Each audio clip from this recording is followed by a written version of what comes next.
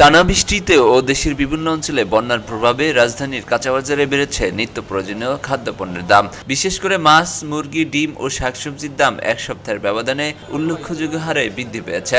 ব্যবসায়ীরা বলছেন, বন্যার কারণে উৎপাদন এলাকা থেকে সরবরাহ কমে যাওয়া এবং পরিবহন ব্যাহত হওয়ার বাজারে এই ঊর্ধ্বমুখী প্রবণতা দেখা দিয়েছে।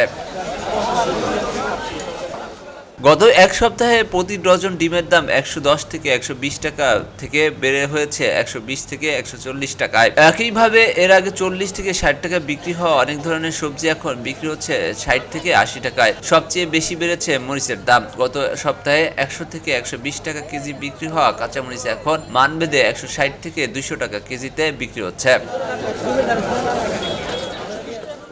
এদিকে ডিম বিক্রেতাদের দাবি, পাইকারি বাজারে দাম বেড়ে যাওয়ায় খুচরা পর্যায়ে প্রতি ডজন ১০ থেকে ১৫ টাকা বেশি দামে বিক্রি করতে হচ্ছে। তাদের মতে, সরবরাহ স্বাভাবিক না হওয়া পর্যন্ত দাম কমার সম্ভাবনা খুবই কম। স্বস্তি নেই মাছের বাজারেও। এক সপ্তাহের ব্যবধানে অধিকাংশ মাছ কেজিতে ৩০ থেকে ৫০ টাকা পর্যন্ত বেড়েছে। বর্তমানে পাঙ্গাস বিক্রি হচ্ছে ২০০ থেকে ২৫০ টাকায়, তেলাপিয়া ২২০ থেকে ৩০০ টাকায়, রুই ২৫০ থেকে ৪৫০ টাকা, কাতল ৪০০ থেকে ৫০০ টাকা এবং ট্যাংরা ৬০০ থেকে ৮০০ টাকা কেজিতে।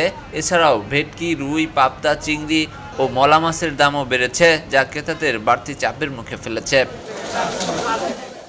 মুরগির বাজারে একই চিত্র। ব্রয়লার মুরগি এখন বিক্রি হচ্ছে ১৯০ থেকে ২০০ টাকা কেজিতে, যা গত সপ্তাহে ছিল ১৬৫ থেকে ১৮০ টাকা। অন্যদিকে সোনালী মুরগির দাম বেড়ে হয়েছে ৩২০ থেকে ৩৬০ টাকা, যা এক সপ্তাহ আগে ছিল ২৯০ থেকে ৩৩০ টাকা।